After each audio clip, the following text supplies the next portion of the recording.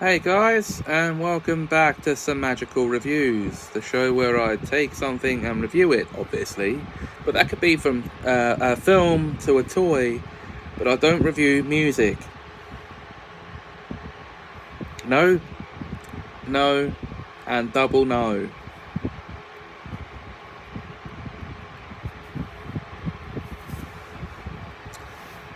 So, what have I got to review for the 52nd episode of this series?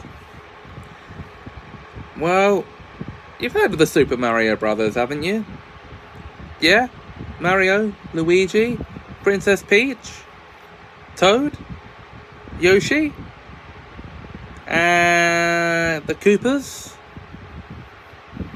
and the Goombas. What about the dinosaurs in the alternate dimension?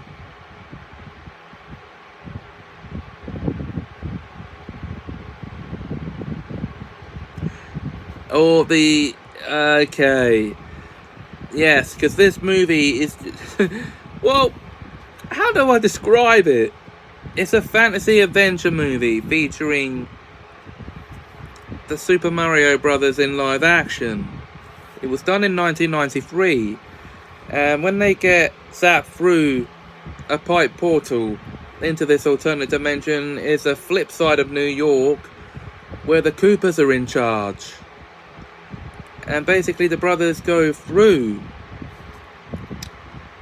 the pipe portal in pursuit of Princess Daisy, who is this film's version of Princess Peach. And it is in this dimension that we meet the film's version of Yoshi.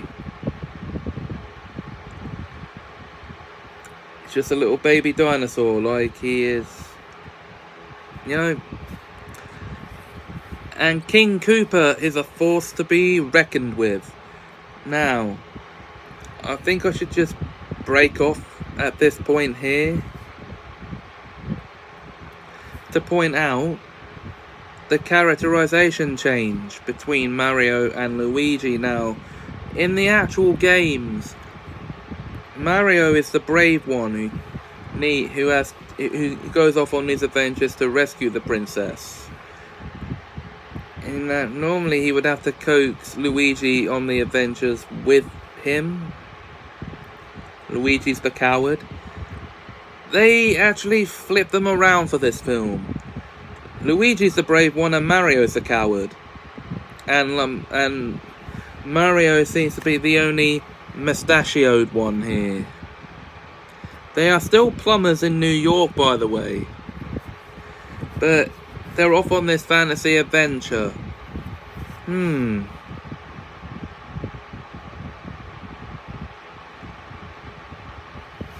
the Goombas in this version aren't these little things that you jump on. Oh, no. No, they're not. No. They're kind of like, how do I say this? The foot soldiers of the Koopas.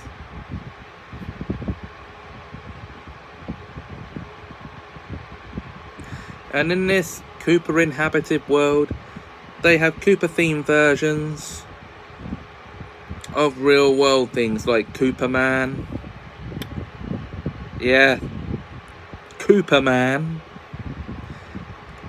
A gold star for you if you can work out what that's a version of. I think you only need one guess.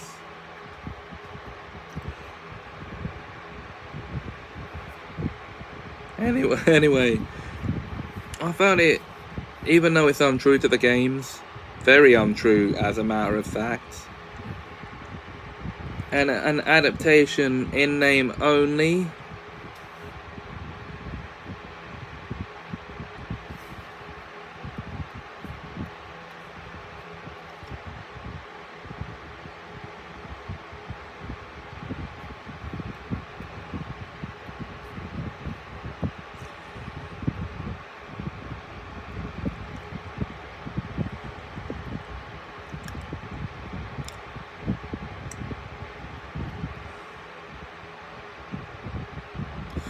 I still found it a very fun film to watch. And I don't say this sarcastically, I actually did enjoy the film.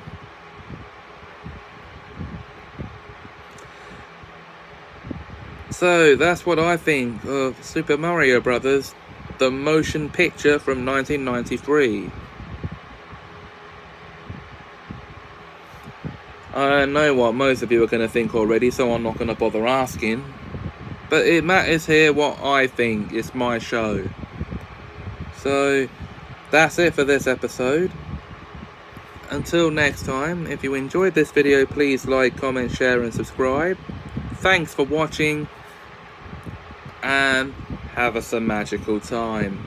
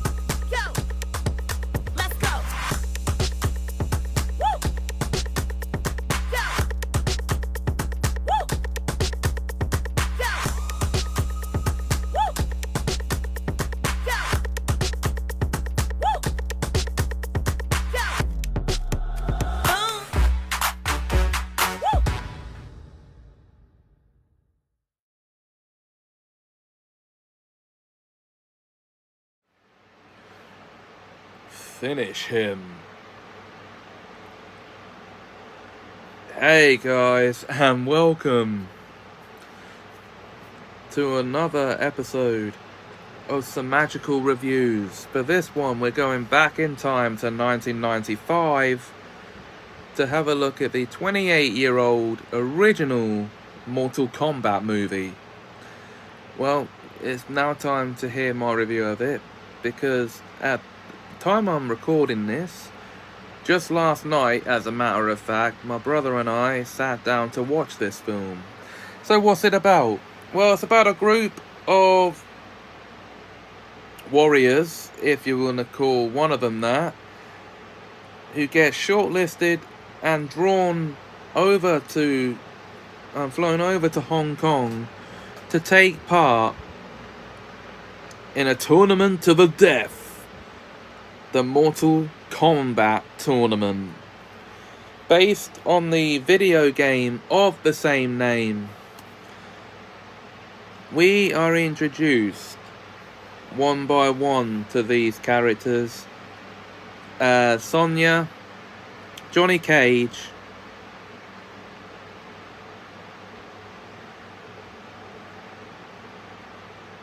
you know, Kano.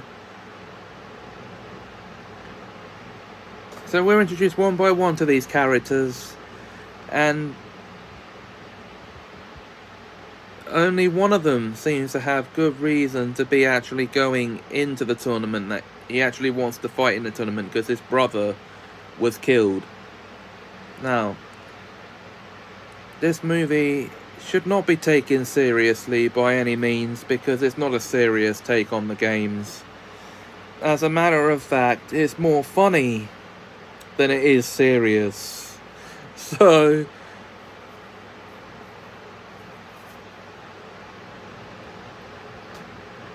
and I bought the film because I genuinely wanted to see what it was like and to give my own opinion of the film.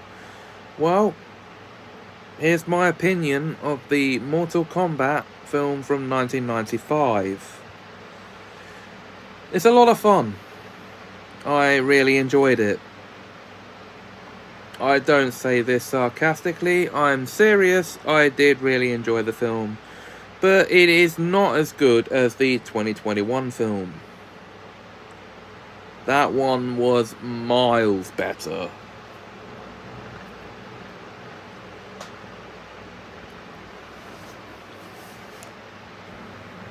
But talking about mileage, this film was fast and furious with all the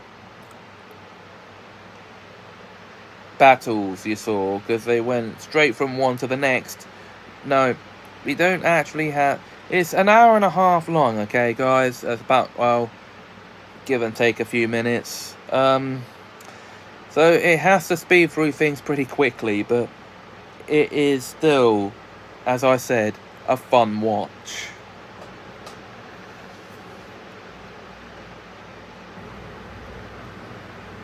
So now, guys, I have no need to hear what you guys think of this film, because I know a lot of you will think it's, well, I'm not going to say that, but okay, but but I know what most of you are going to think of it already. So that's it for this review.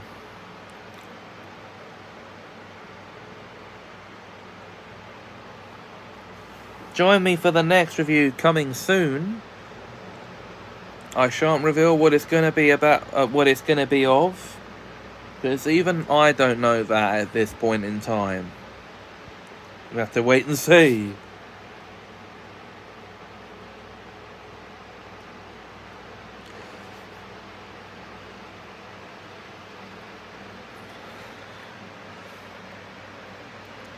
Until then though, if you enjoyed this video, please leave a like, a comment if you will, preferably one letting me know what you thought of the film, even though I know what most of you are going to think.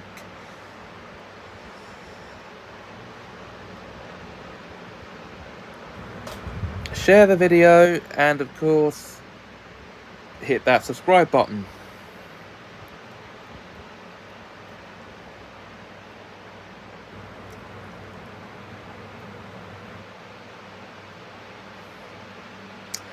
So, thanks for watching, guys, and have a Semajical time.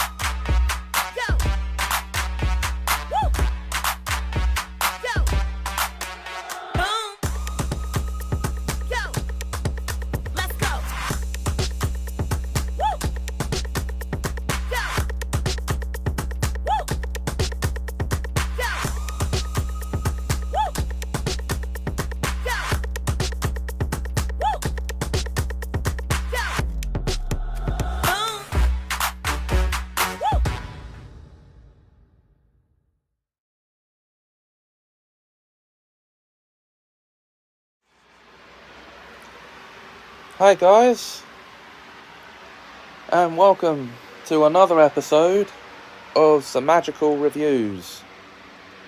Now, after 27 episodes since my last review of one of Mr. Darrenster's animations videos, I thought I'd return to his channel to review the latest in his series of the DMC neighborhood. That would be the Buttons and Bows special that he did in conjunction with one Brainiac Adam, the one and only. Now, at the time I'm recording this, I've not long ago finished watching the video. So, what's it about? Well, the long and short of it is, probably the shorter of it, the troublemakers of the neighborhood are forced to perform a dance number in full ballet dress for their entire school, while a special guest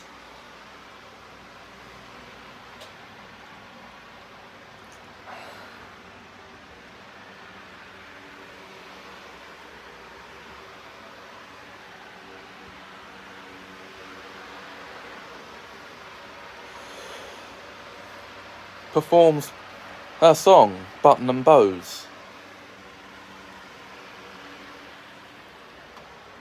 And needless to say, at the end of it, they are not happy. Well, I say this is more of a comeuppance for the way they behave during the events of the show. And, well, I did originally do a reaction and review special, but that original copy has had to be taken down because it picked up acclaim.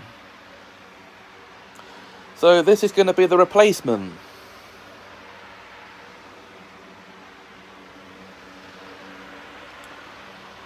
But now you're not going to get to hear my reaction.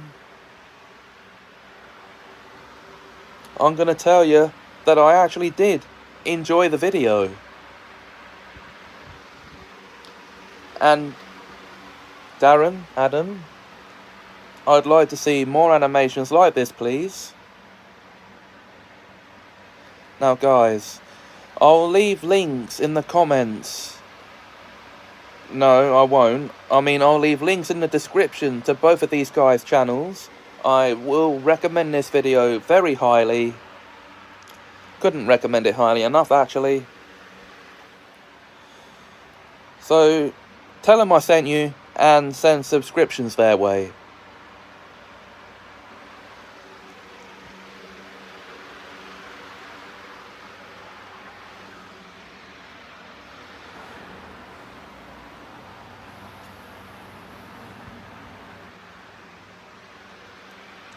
And now,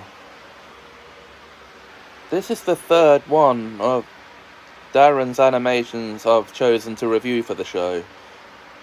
Well, actually, the first one I've chosen to review off my own back. But anyway.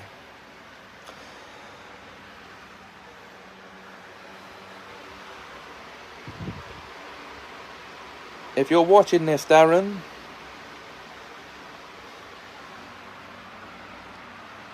from your best friend, keep it up.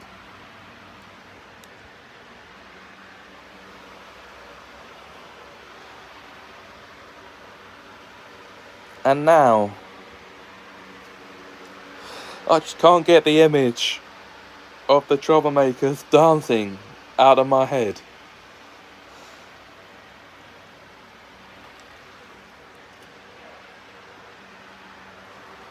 So, without further ado, now guys, I'll ask you now if you enjoyed this video to please like, comment, share and subscribe.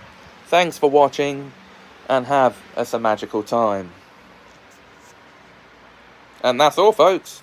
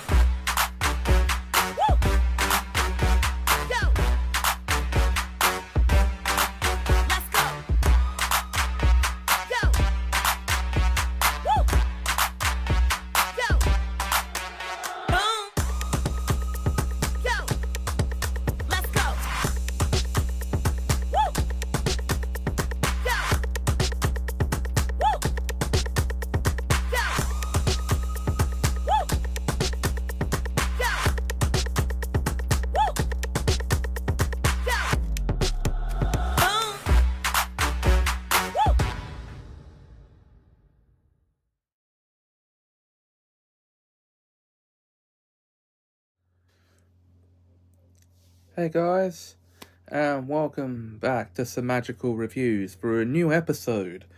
And, well, it's time to dive into the world of sequels once again. Because it's time to review another literary sequel that has had a film made out of it. So, you might remember that earlier in the season, I reviewed Harry Potter and the Philosopher's Stone, or Sorcerer's Stone for those of you from across the pond. The 1997 book compared with its 2001 film adaptation. So, obviously, it's the first of the 6 sequels we're talking about here. Well, 6 for the books, 7 for the films, I guess.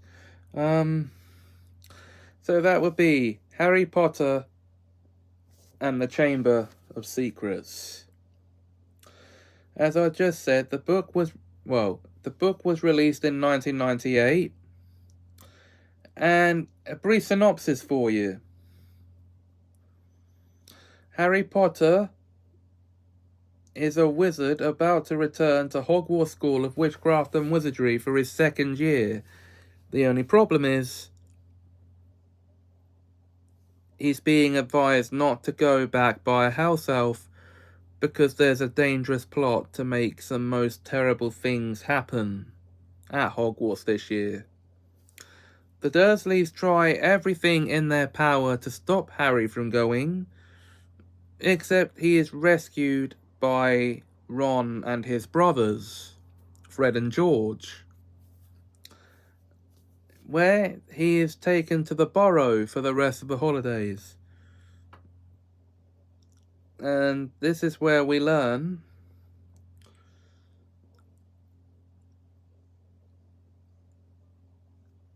that Ron's sister Ginny, who we meet properly in this one for the first time, is starting at Hogwarts in the coming autumn.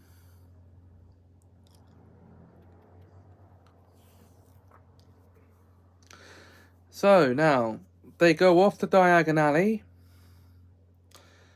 Oh, we also meet Ron's father, Arthur, for the first time in this book as well. They go off to Diagon Alley to do their shopping, where Arthur has an altercation with Draco's father, Lucius. And then back at Hogwarts now, because they can't get back onto platform 9 3/4, Harry and Ron have to use Arthur's flying car, a Ford Anglia, to Hogwarts. And this is where they land themselves in trouble for allowing themselves to be seen by 7 muggles. And over the course of the year, they're thrown into a mystery about the Chamber of Secrets, as it is opened again and a creature is attacking Muggleborns. They don't know about the nature of the creature at first. Only Harry can hear it moving around in the school's plumbing system. We also meet the new Defense Against the Dark Arts professor, Gilderoy Lockhart, in this book. He is a narcissistic man who is all about himself. He is in love with his own image. And over the course of the book, we find out that he is nothing more than a common fraud. And we learn who Dobby's master is. But, obviously, we also need to learn about the Chamber of Secrets and who opened it 50 years prior. So, Harry is shown a memory via a diary that used to be held by someone called Tom Marvolo Riddle, or T.M. Riddle. That takes him back to the summer of 1943, where we learn that a Muggle-born student was killed by the offending creature, which by this time,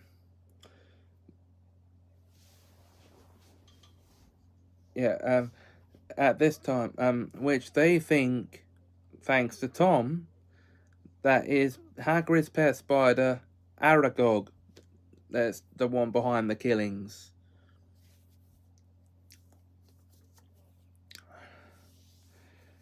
So, back in the main timeline now, we head back to the present.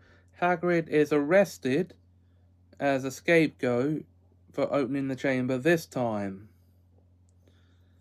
Well, Harry is revealed to be a parcel mouth in this book from a dueling club. I should have mentioned that earlier, which sets the whole school turning against him, thinking he's the heir of Slytherin. Harry and Ron are sent into the Forbidden Forest post Hagrid's arrest, where they learn from a now years advanced in age Aragog, who is now blind, that he's not the monster who killed Moaning Myrtle 50 years ago, and they do not speak of the killer. So this mysterious creature is basically the Voldemort of the animal kingdom in the book.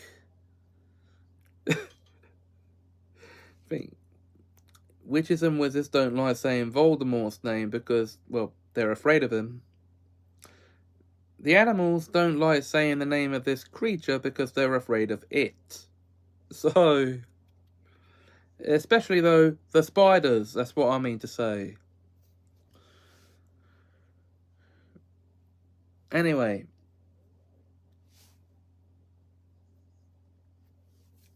So, Harry and Ron. Now, they learn that it's a snake, a basilisk, that's working its way around, petrifying the students. Now, there are 4 attacks on Muggleborns through the entire book. Yes, 4 attacks, not... Yeah, 4 attacks. Now, of course, we do learn that a student is kidnapped by the monster and taken into the chamber to be drained of her life to bring Voldemort back to life. So, of course, Harry and Ron venture down into the chamber with Lockhart in tow. Lockhart knocks himself out using Ron's broken wand, devoiding himself completely of his memory.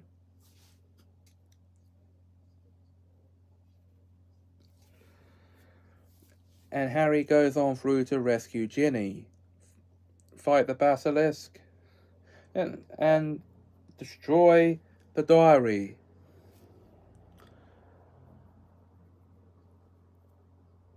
And then we get to Dobby's reward after they get out of the chamber.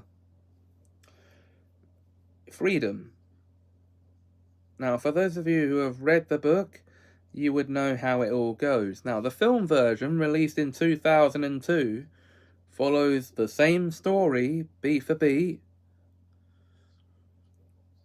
except for one noticeable difference. Well, except for a couple of notable differences. The main one being the number of attacks on Muggleborns. There are 3 instead of 4.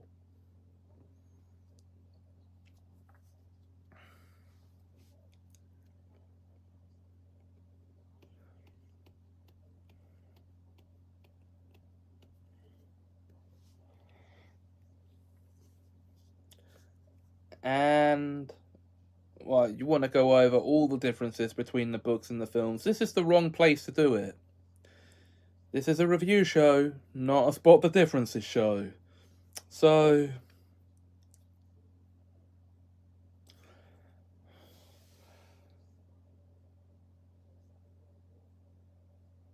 now the film also has a scene at the end where Hagrid returns from Azkaban.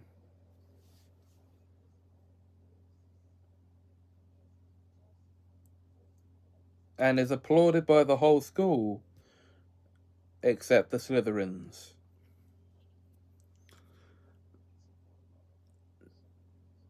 And there's a post-credit sequence in the film. No, it's not a Marvel film. Anyway, it just shows a book called Who Am I in the window of Flourish and Blotts. So, now, my opinions on both. Well, the 1998 book is the original source material and is the definitive way to experience a story. The definitive way. The film, on the other hand, for what it is a brilliant film.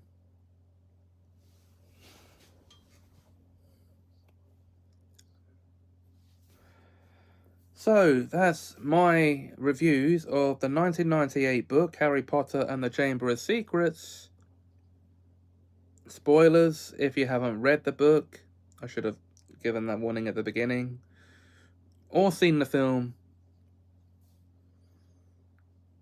and its 2002 film adaptation. And just for reference, in future episodes where you see me doing stuff like this, if I judge a film adaptation of an original source material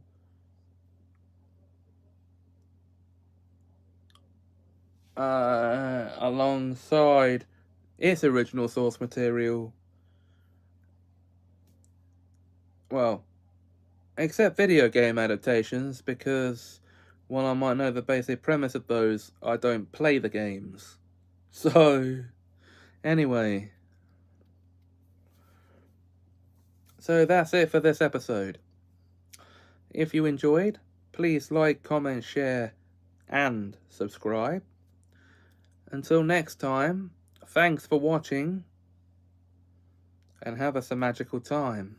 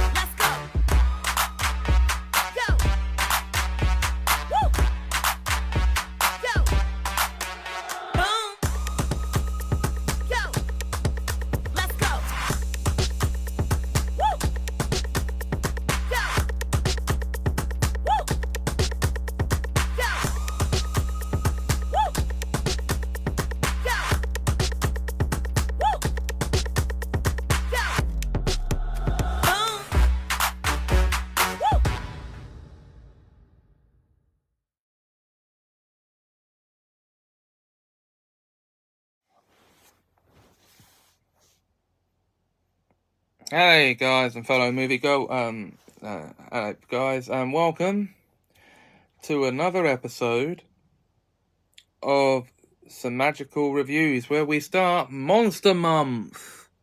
Oh yeah, come on, bring it in. And we start Monster Month with a movie review. You remember The Conjuring? Yeah, you remember it? Good. Well, because that's what I'm reviewing to start this month off on Semajical Reviews. So what's it about? Well, spoilers for those who actually haven't managed to watch any of these films yet, but this is the first in a long line of films. There are 8 of them in total, and it counts spin-offs along with the mainline films. 9 if you count The Nun too. But anyway, The Conjuring from 2013. Ed and Lorraine Warren are called to Rhode Island in 1971 to help the Perron family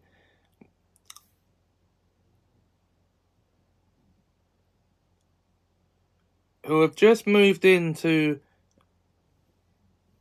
a new farmhouse and are being haunted by the spirit of the witch Bathsheba Sherman, who lived where they are now over 100 years prior and killed her own kids there, and for good measure, I guess, then killed herself there, at least according to the history of this universe.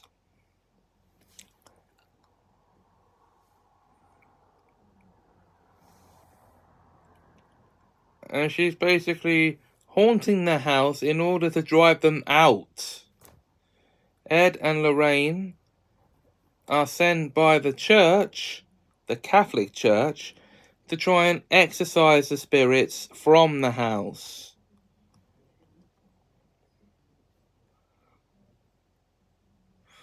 Now, if you like haunted house movies, and you like movies that are based on true stories, or supposedly based on true stories, then this is for you.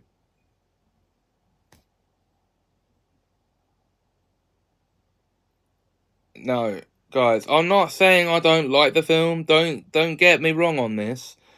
I do like the film, but I'm actually split for belief on whether or not the haunting actually took place in this house. It was an old farmhouse that had stood abandoned, and the last family who lived there before the parents, we don't know anything about them. So, were the parents actually haunted? Or did it, or was the haunting faked? We don't know.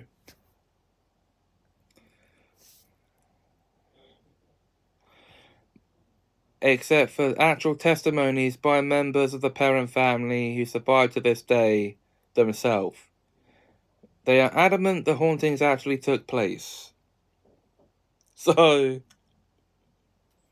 maybe they did, maybe they didn't. But anyway, guys,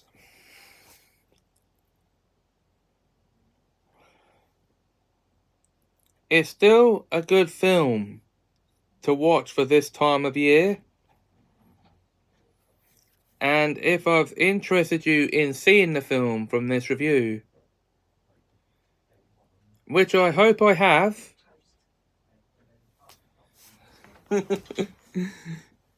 definitely go and give it a watch. Because you might be some of those people who have to be told what the film's about in order to get interested in watching it. Anyway, the next film, or the next thing up for review on this show, for this on Monster Month for Semajical Reviews, will be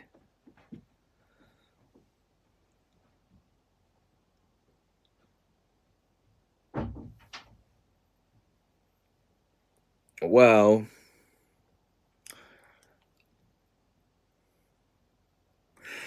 let's get something that's child-friendly in horror, shall we? Let's review the TV series of Goosebumps. That's next time.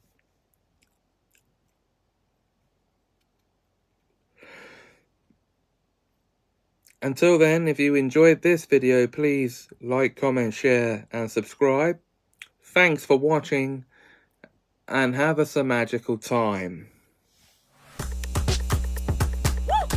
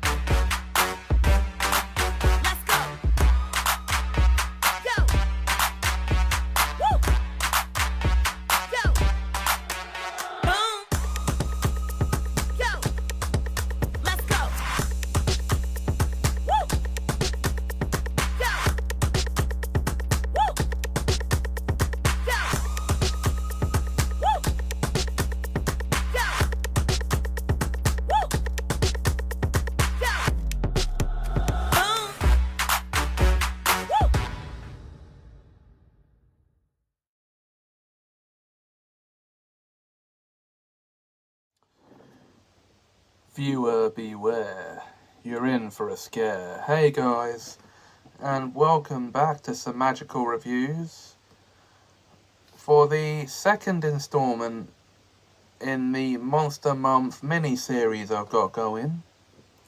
And from that little intro blurb alone, you know what I'm going to be talking about. The TV series adaptation of the Goosebumps books by R.L. Stine. Now, the books have been getting published since 1992. The original series ran for 62 books, and then it was spun off into multiple other series, such as Series 2000 and Horrorland and Slappyland, just to name a few. So, in 1995, Nickelodeon picked up the rights to do a TV series based on the books. And between 1995 and 1998, they did a TV series with 4 seasons, totaling 68 episodes. Or is it 74? Some of the episodes are 2 parts, while others are single stories. And R.L. Stine himself hosts the show. I'm not kidding, he comes on in certain episodes to introduce the story we're about to watch.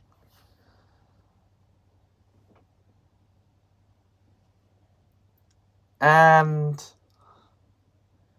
it makes television history as one of the first anthology series to be aimed squarely at the children's market.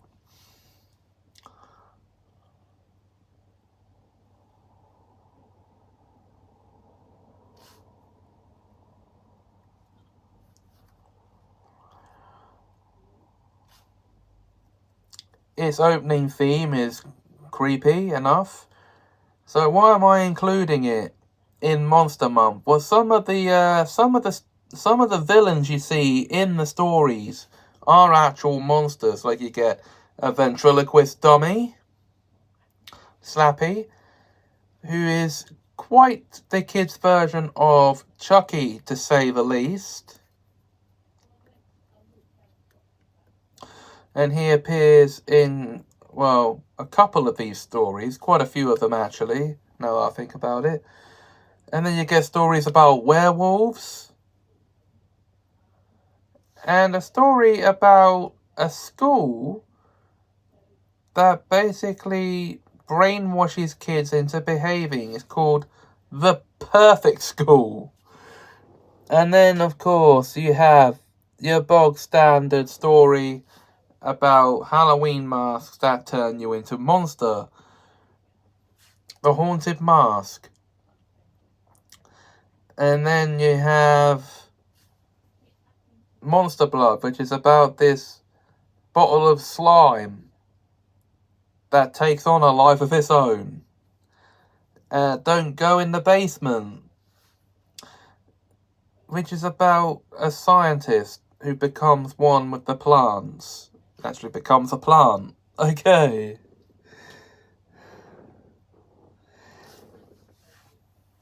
So yeah, you want to tell me that this isn't a monster show? It's like a Monster of the Week sort of thing. So, only, like as I said, it is downplayed for kids. It's just scary enough for them. And a lot of the episodes border around fantasy anyway. So, what do I think of the series as a whole? Well, guys, I think it's spooktacular. See what I did there? Okay. And it's definitely worth a watch if you're a fan of children's horror.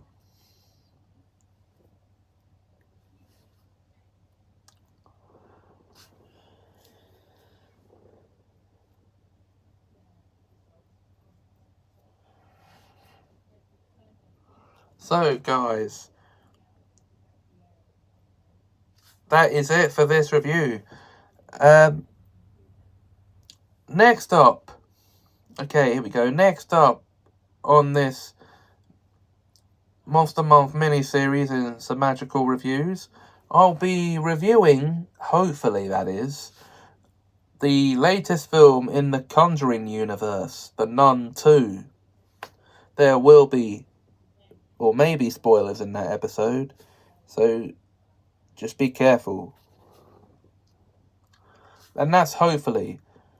I need to come up with a backup plan in case that's not the case. So, anyway, if you enjoyed this video, please like, comment, share, and subscribe. Thanks for watching, and have a magical time.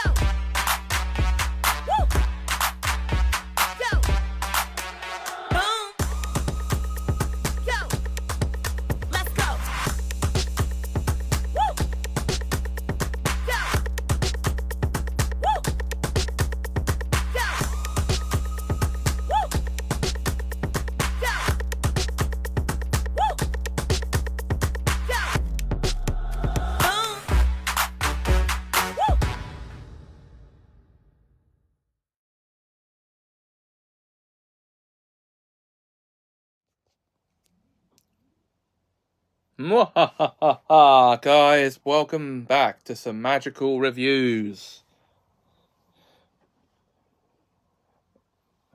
We're through the month of October. I am reviewing horror films.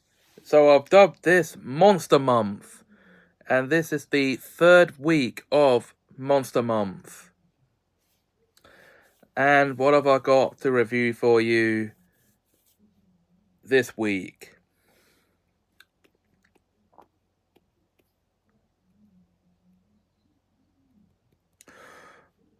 Well, you'll be glad you asked. But for those who haven't seen this film yet, spoilers ahead. Click away and go and watch something else right now. Because the film up for review tonight is the most recent entry into the Conjuring universe. That's right, it's The Nun 2, sequel to the 2018 film The Nun.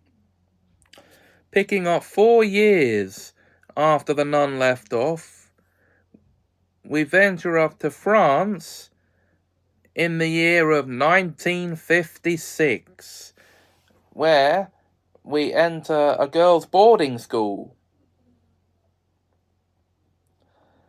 that is being terrorized by the nun, Valak. And it becomes a race against time to exorcise the demon herself out of Maurice, or Frenchie, you know, the man who was possessed by her in the first film.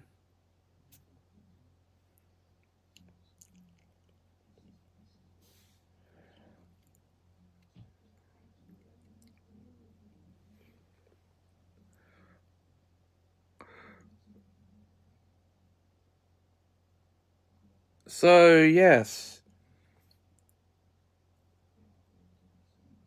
I won't tell you how the film ends, though. You'll have to go and watch it for yourselves if I've got you interested.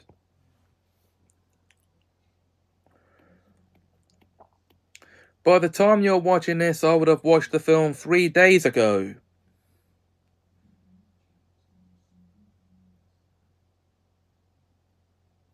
But by my perspective here, recording this, I've only just watched it. So,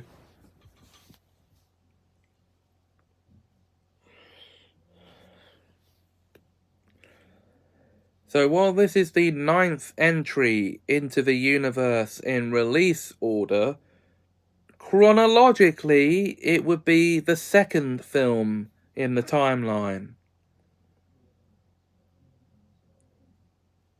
Because I am now going to go over a bit of the chronology for you. We have The Nun, set in 1952. This film, set in 1956. No, sorry.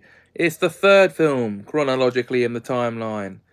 I forgot about Annabelle Creation, which is set in 55. Anyway, I'll tell you what, I'll get into the chronology of the Conjuring universe in the timeline show. Eventually.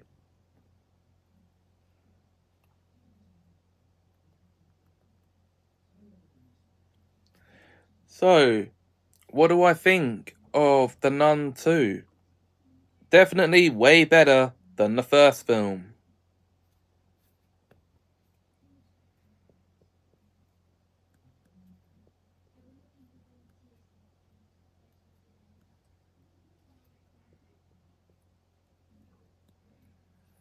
And that is definitely singing the film's praises. I'm sorry about that, guys. That is such an awful pun. Oh god. Okay. If you enjoyed this video, please like, comment, share, and subscribe. Thanks for watching, and have a magical time.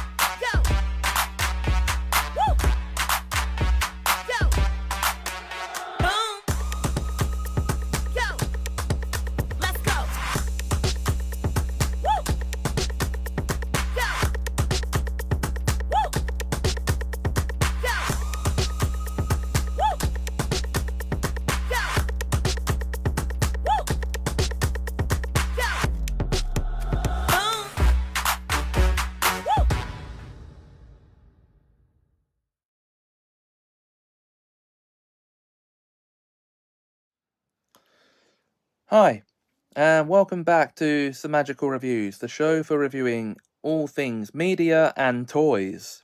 The only media I don't cover is music. For now, and video games, but that will be changing. Okay, so Monster Month, Day 4.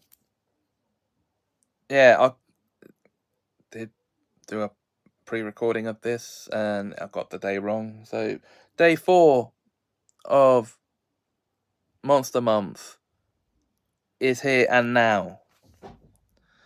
And what am I going to be covering? Well, it's not a film, but a TV episode. Are any of you guys out there fans of South Park by any chance? Well, good, because you're in luck. The first ever Halloween episode they ever did, Pink Eye, is the subject of this review. So what's the episode about? Well, it's about a zombie outbreak sweeping the town of South Park, starting from Kenny getting hit by the Mir space station. And turning into a zombie.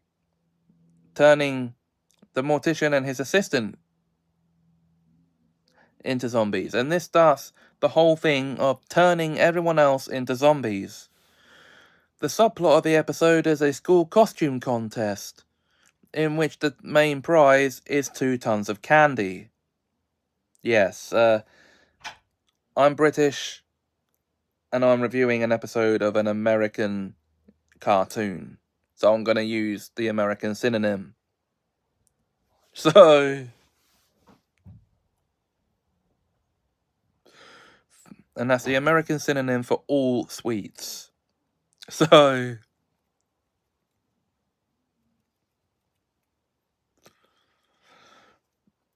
with Tina Yothers as a special guest.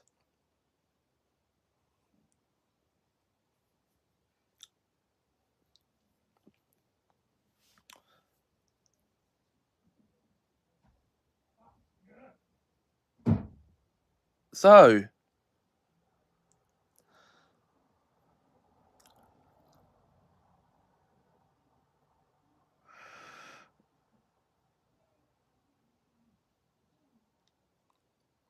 how do they get over this zombie outbreak? Oh no, wait a minute. What do the kids decide to dress up as? Well, Kyle dresses up as Dracula. First, though, he's Chewbacca, like everybody else. Stan is Raggedy Ann, or Raggedy Andy, because he thinks Wendy's going as Raggedy Ann.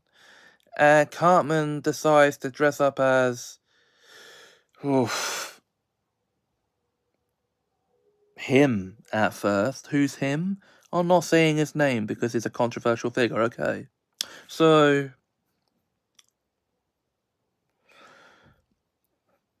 But you know which political party he was the leader of during World War II. Let's just leave it at that. The one that took over Germany. Yeah, let's just leave it at that.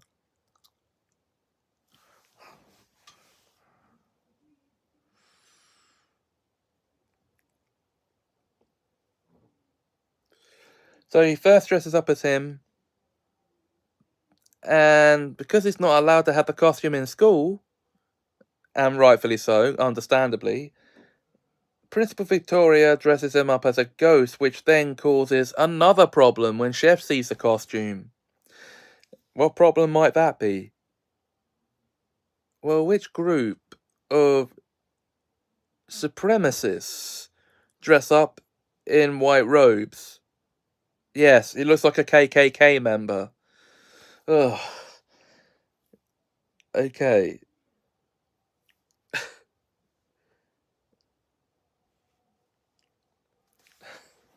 Not a good thing to dress up as. Probably worse than his last costume, actually. So...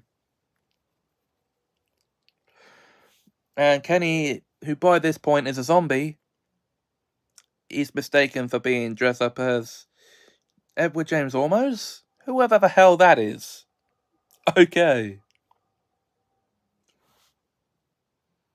So, Kyle then after that, decides to dress up as the solar system. But Wendy wins the contest anyway, but looking like everybody else.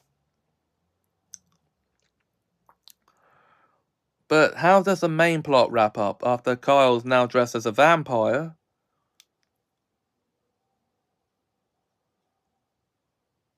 Well, they have to kill the original zombie. They called the Worcestershire Sauce hotline for help. Yes, that's what brings Kenny back as a zombie. Worcestershire sauce being pumped into his system instead of embalming fluid at the morgue. Whoops. Okay. So, now, how many times does Kenny actually die in this episode? If you said 3, you'd be right. First, getting crushed by the Mir space station, as I said before. Twice, crushed by a grave and then... cut in half with a chainsaw. And the third time, crushed by a grave after rising from his own, and a plane crashing into it. So it's a crazy episode when you think about it, and they went all out with this. Even including a parody rendition of Michael Jackson's Thriller in the episode. So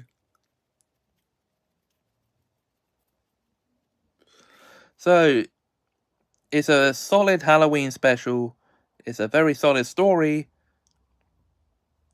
and it's one of my favorite episodes of the show in general. Now, guys, this was only the 4th installment, as I said, of the Monster Month mini series within this show. There's one more to come, and that will come as the main Halloween special of the year for the show. So look out on Halloween itself for that. Until then, thanks for watching. If you enjoyed, please like, comment, share, and subscribe.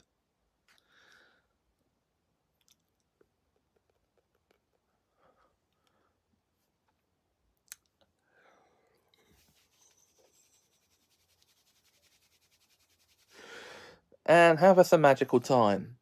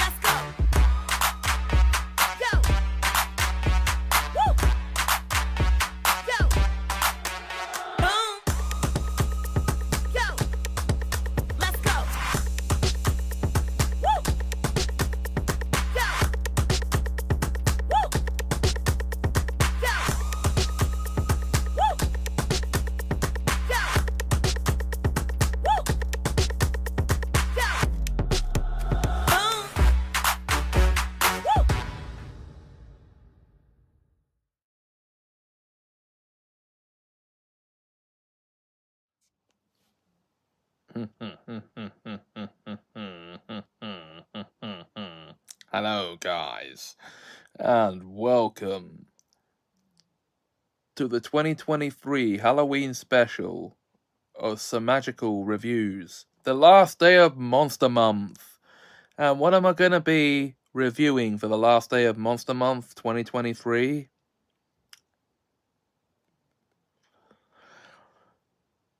I thought I'd go back to a nostalgic kid's favourite TV show.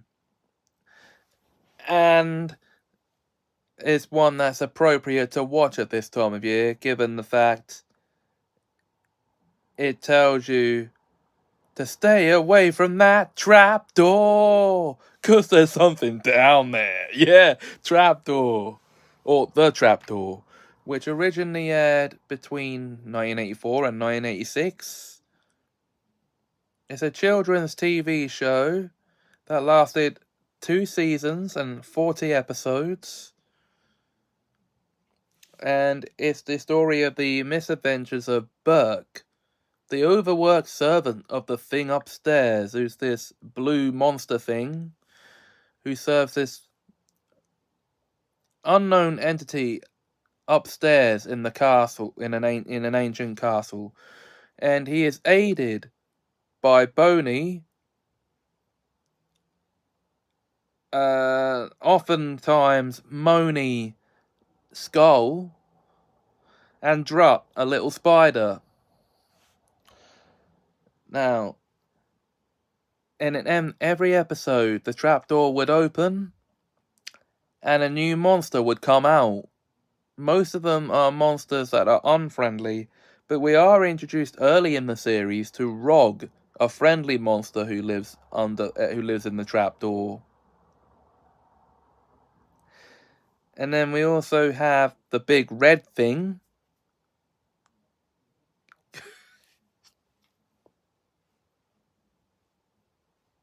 That's literally the name of one of the monsters. I'm not making this up. Okay.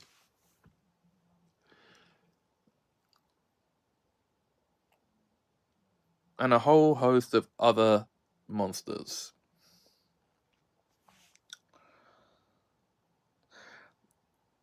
All the voice work is done by Willie Rushton, as was the actual practice for voicing an entire TV show back in the day. Series 1 aired in 1984 with 25 episodes, while Series 2 came on in 1986, and there are 15 episodes making up the total of 40.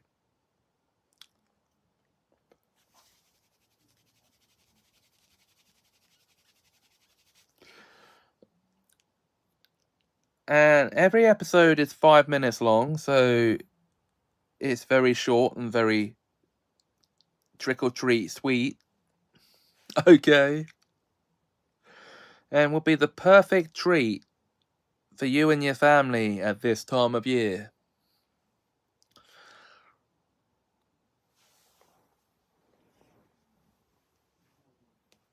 And I'm sure I speak for all of us when I say I'm glad they never remade this, because they would have ruined it.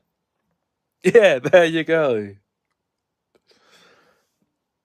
So, I love The Trapdoor. It's one of my favourite nostalgic kids shows, and there you go.